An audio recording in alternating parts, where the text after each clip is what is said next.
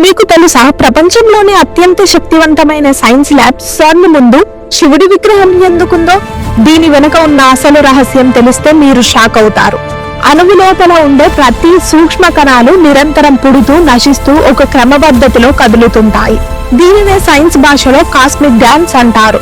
సరిగ్గా ఇదే విషయాన్ని వేల ఏళ్ల క్రితమే మన వేదాలు శివతాండవం అని వర్ణించాయి. అంటే సృష్టిలోని ప్రతి అణువులో జరిగే కదలిక ఆ పరమశివుని నృత్యమే అని మోడర్న్ ఫిజిక్స్ కూడా అంగీకరించింది. అందుకే ఆధునిక భౌతిక శాస్త్ర పితామహుడు ఫ్రిట్జోఫ్ కాప్రా కూడా శివుడిని ద కాస్మిక్ డాన్సర్ అని కొనియాడారు. సైన్స్ రీసెర్చ్ సెంటర్ ముందు ఆ విగ్రహం ఉండడానికి కారణం ఇదే.